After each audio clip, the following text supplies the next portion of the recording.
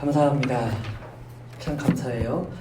자, 우리 말씀 함께 보도록 하겠습니다. 오늘은 사무엘상 26장 6절로부터 우리 19절까지 말씀 보겠습니다. 6절로 12절까지의 말씀입니다. 사무엘상 26장 6절로부터 12절까지의 말씀은 구약 454페이지쯤에 있습니다. 네, 26장 6절부터 12절까지 저랑 한 절씩 교독하겠습니다. 이에 다윗이 햇사람 아히멜렉과 스루야의 아들 요압의 아후 아비새에게 물어 이르되 누가 나와 더불어 진영에 내려가서 사울에게 이르겠느냐 하니 아비새가 이르되 내가 함께 가겠나이다.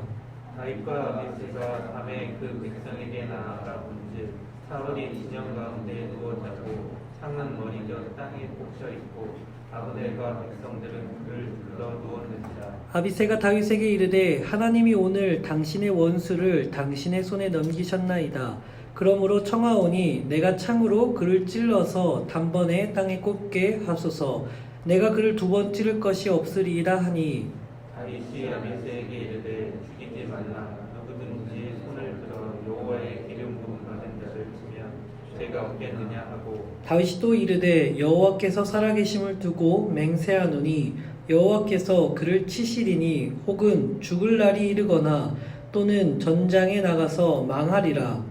내가 손을 들어 여호와의 기름 부음 받은 자를 치는 것을 여호와께서 금하시나니 너는 그의 머리 곁에 있는 창과 물병만 가지고 가자 하고 함께 읽겠습니다. 다윗이 사울의 머리 곁에서 창과 물병을 가지고 떠나가되 아무도 보거나 눈치채지 못하고 깨어있는 사람도 없었으니 이는 여호와께서 그들을 깊이 잠들게 하셨으므로 그들이 다 잠들어 있었기 때문이었더라. 아멘. 지난주에 인터넷을 이렇게 조금 훑어보다가 한 동영상이 이슈가 되고 있어서 뭔가 그렇게 봤는데 그 동영상이 청와대 그 공개 청원까지 올라갔던 내용이더라고요. 내용은 뭐냐면은 한 구급차와 택시기사가 교통사고가 난 이야기입니다. 서울 강동구에서 있었던 이야기인데 어떤 사람이 암 투병 중이셨던 어머니를 모시고 병원에 급히 가기 위해서 구급차를 이용했다라고 합니다. 근데 차가 막히던 그곳을 이렇게 비집고 가던 중에 택시와 가볍게 접촉사고가 났습니다. 이 택시기사는 사고 처리를 하고 가라 할 것을 요구하였고 구급차 운전자는 알겠으니까 병원이 여기 가까우니까 가서 모셔드리고 다시 와서 사고를 수습하겠다라고 이야기했습니다. 택시기사는 끝까지 구급차를 보내지 않았고 급하게 119를 불러다가 환자를 병원에 이송하게 만들었습니다. 이것이 얼만큼 그 영향을 주었는지는 아직 밝혀지지 않았지만 그 할머니는 결국 5시간 만에 돌아가셨다라고 합니다. 여기서 택시 기사의 그 행동이 할머니의 죽음과 얼마큼 영향을 주었는지 정확히 알기는 아직은 어렵습니다. 그런데 택시 기사가 구급차를 세우고 보내지 않았던 그 과정에서 보여줬던 모습을 보면 그 사람이 매우 흥분된 상태에서 말도 안 되는 억지를 부리고 있었다는 것을 우리는 알 수 있습니다.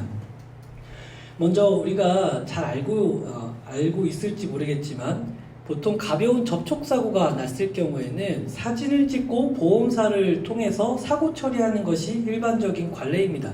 저도 살짝 부딪혔을 적에 그냥 그 자리에서 사진 찍고 그 보험사에게 처리했던 경험도 있습니다. 혹여 그 상대방이 병원에 입원을 하더라도 차량의 그 번호판과 운전자의 신원을 확보한다면은 사고를 처리하는 과정에서는 큰 문제가 없습니다.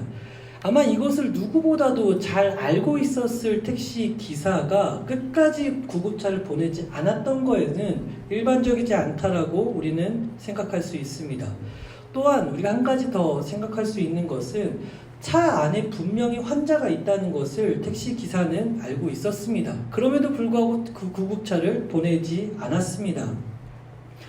빈 차도 아니고 환자를 이송 중이라는 것을 알고 있음에도 자기의 사고 처리를 위해 환자가 치료받지 못하도록 막아선 것은 이례적이다라고 우리는 볼 수 있습니다.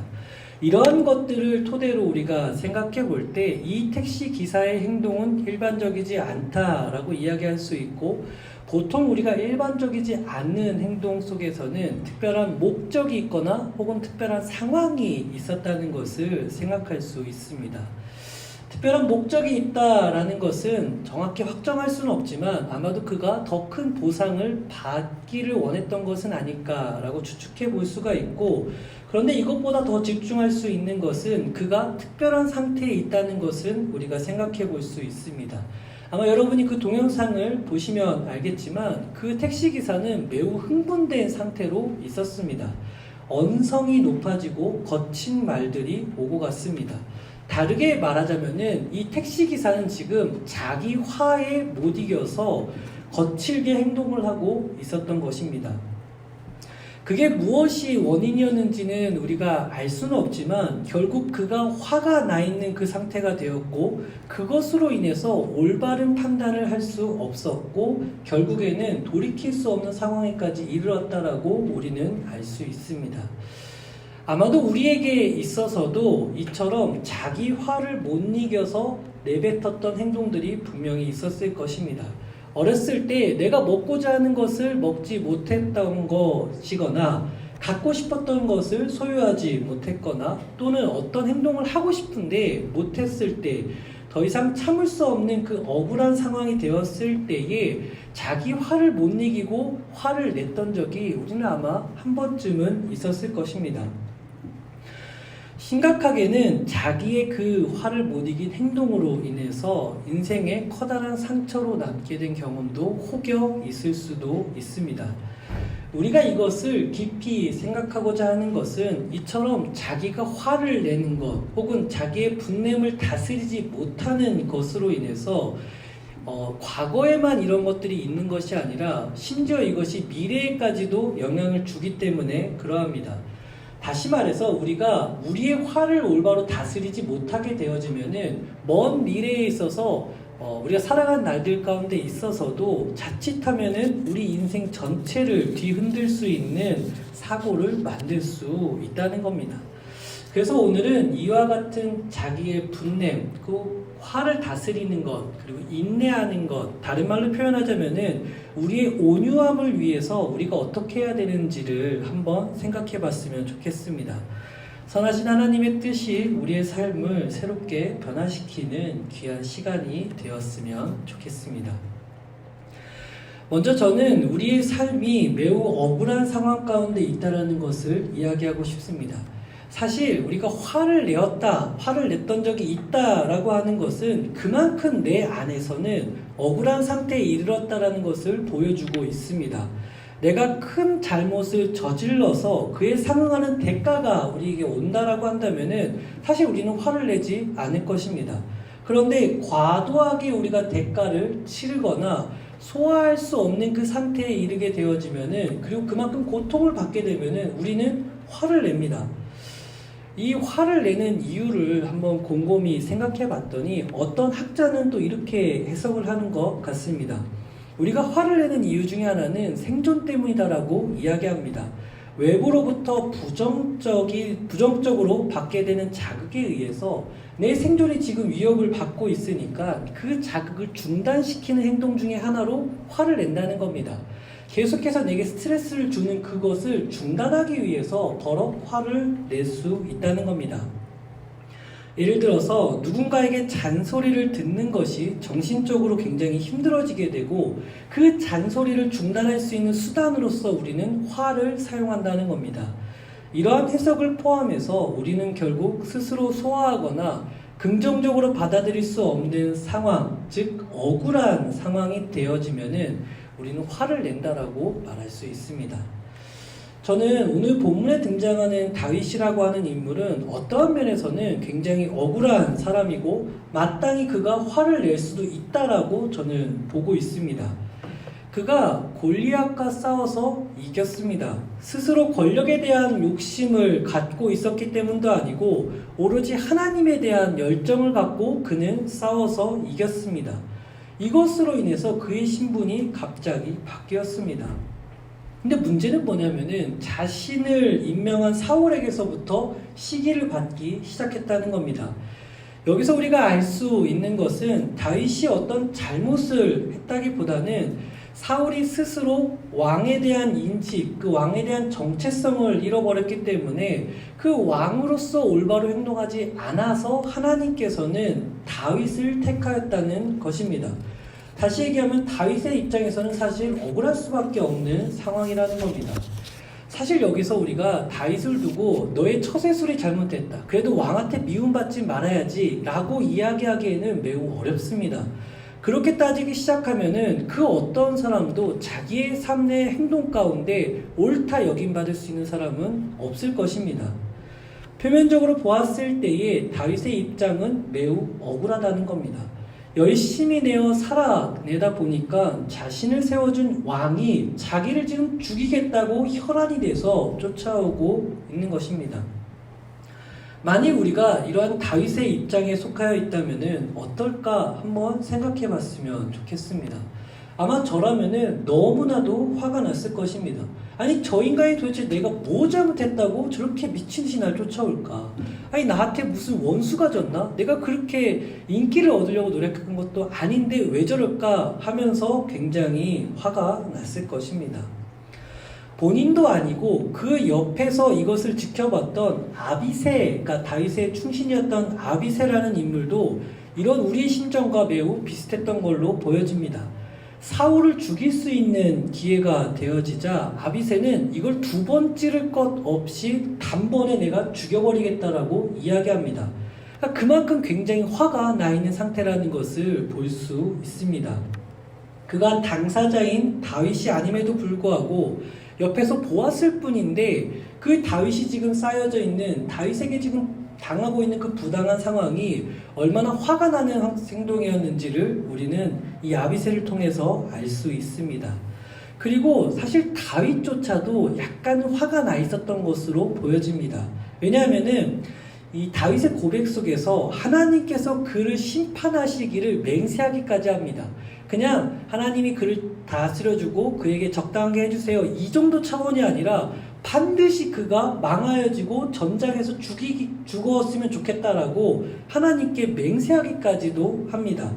그래서 다윗의 마음이 어느 정도 표출된 것으로 보았을 때 사실 다윗도 어느 정도 화가 나 있던 것으로 우리는 알 수 있습니다. 그런데 차이가 있다라면은 그는 적당한 선에서 이 화를 멈추었다는 것입니다. 그가 덜 억울해서가 아니라 무엇인가로 하여금 그가 멈추게끔 만들었다는 겁니다.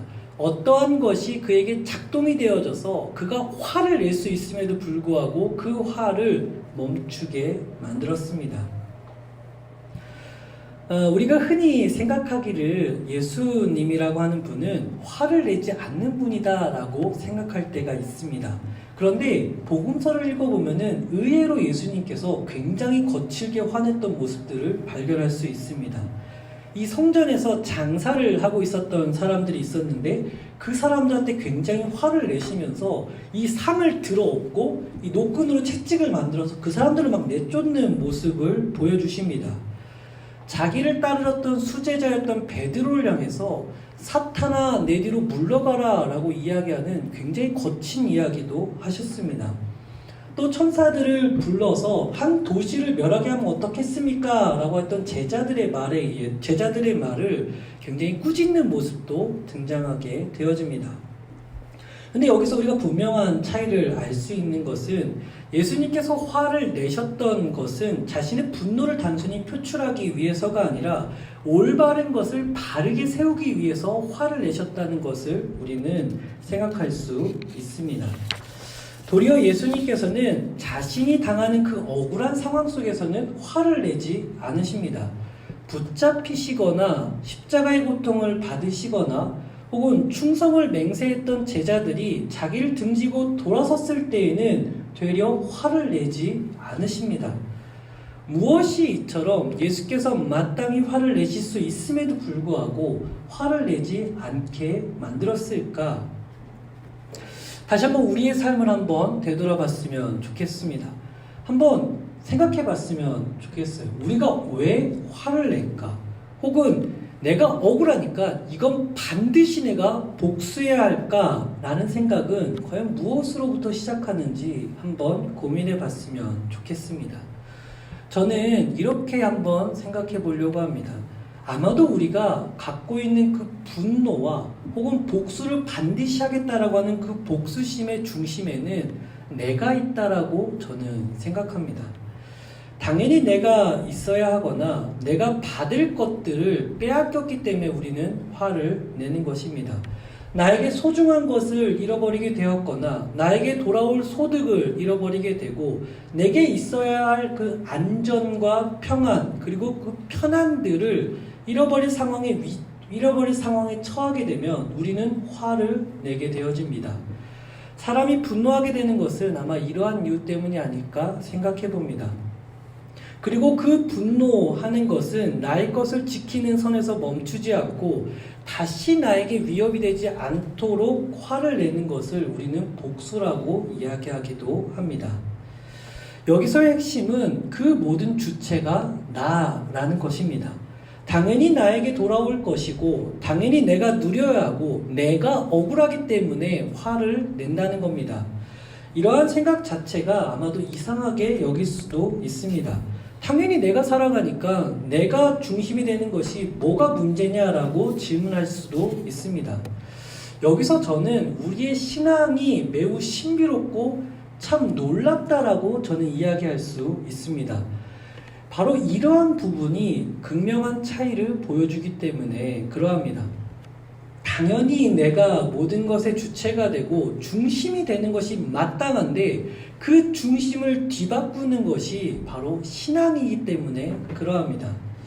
다시 한번 다윗을 살펴보겠습니다.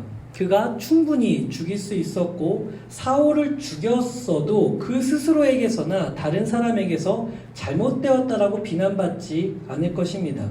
명분이 너무나도 명확했습니다. 하나님이 세운 사무엘로부터 왕으로 임명받았고 사울이 과도하게 자신을 죽이고자 했습니다.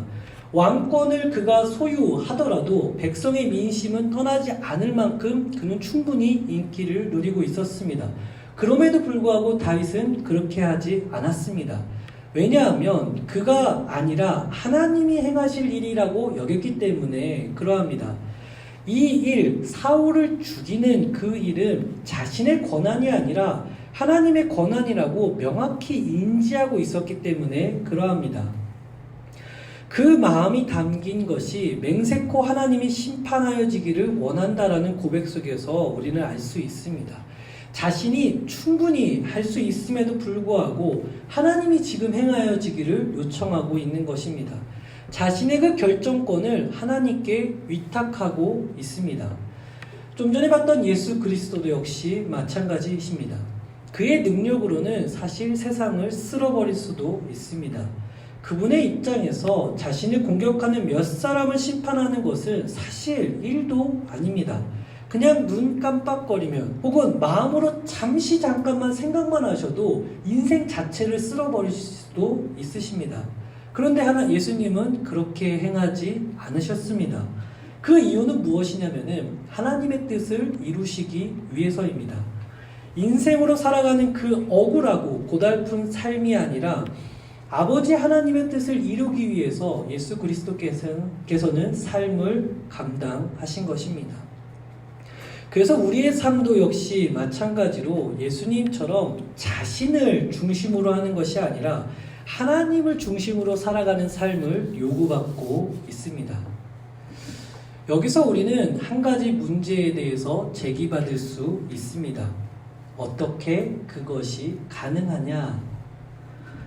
하나님께 지음받은 피조물이기 때문에 주인 대신 하나님의 뜻대로 살아가는 것이 옳다고 여기는 사람도 있을 것입니다.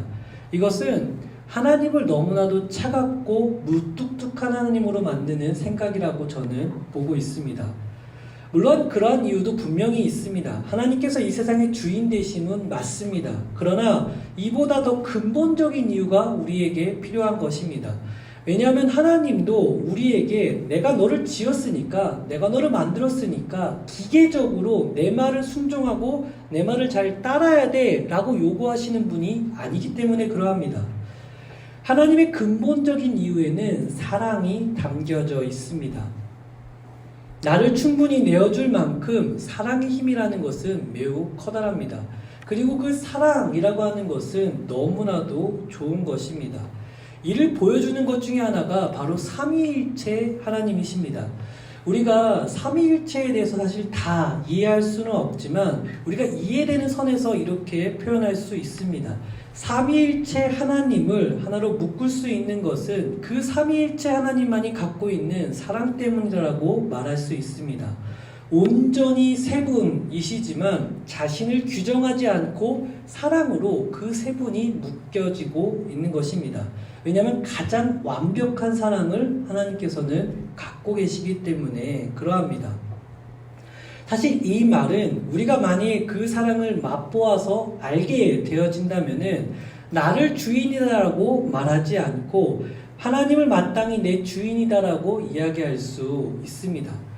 여러분이 사랑을 한번 생각해 봤으면 좋겠습니다. 내가 누군가를 좋아하고 사랑하는 것을 이전에 내가 누군가를 좋아하게 되어지면은 가장 먼저 나타나는 현상 중에 하나가 내가 뭘 하는 것이 아니라 그가 뭘 원할까, 그녀가 무엇을 원할까라고 해서 중심이 바뀌어집니다. 사실 이것이 사랑의 가장 표면적인 모습이라고 말할 수 있습니다. 이처럼 우리가 사랑을 만약에 하게 되어지면은 나의 억울함으로 인해서 생겨나는 복수를 뛰어넘어 하나님으로 인해서 그 억울함이 나를 도리어 성숙시키게 만드는 도구가 되어질 것입니다. 그러면 우리가 그 사랑을 과연 어떻게 맛볼 수 있을까? 저는 이렇게밖에 답이 없다라고 생각합니다.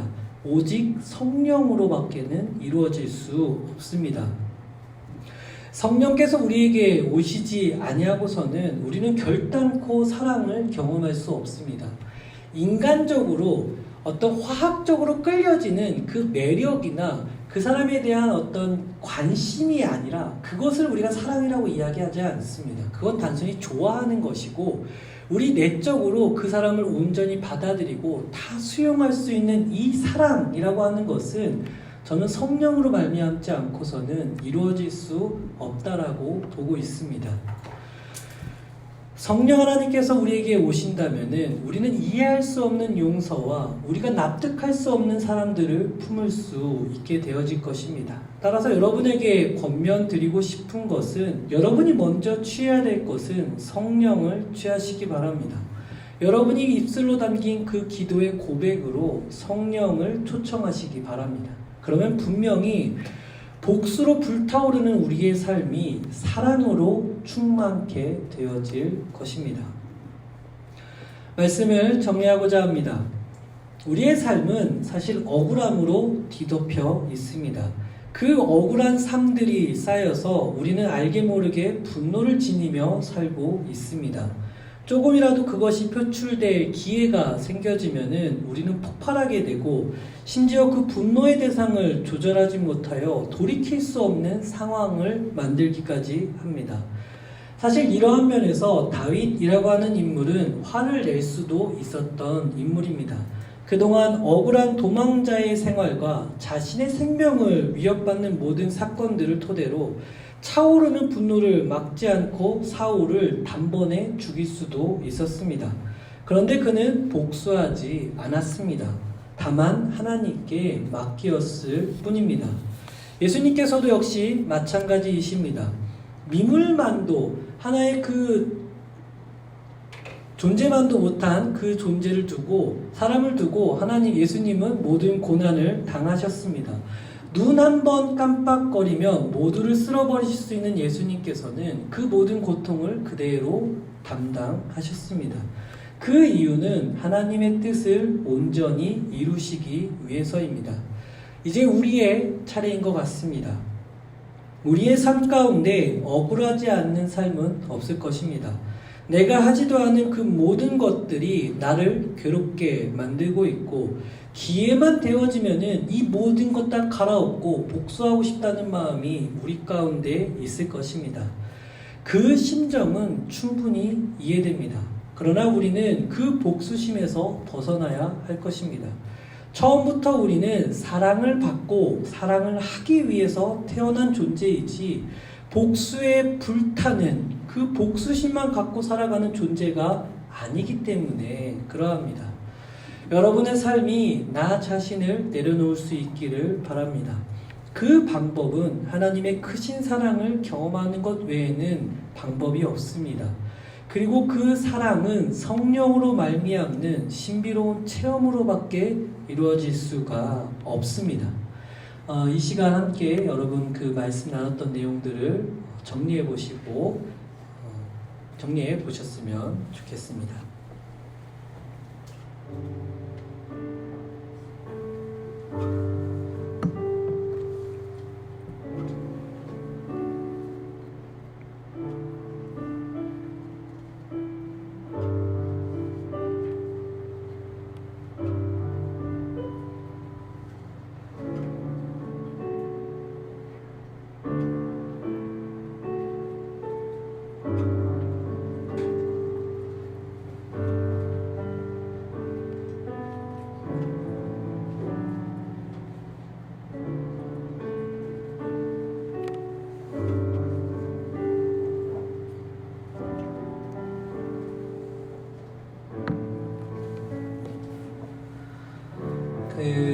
한국인만이 갖고 있는 병이 있다라고 하죠. 화병이라고 하는데 한번 생각해 봤어요. 과연 여러분의 나이대에는 과연 이 화병이 없을까? 저는 아닌 것 같아요.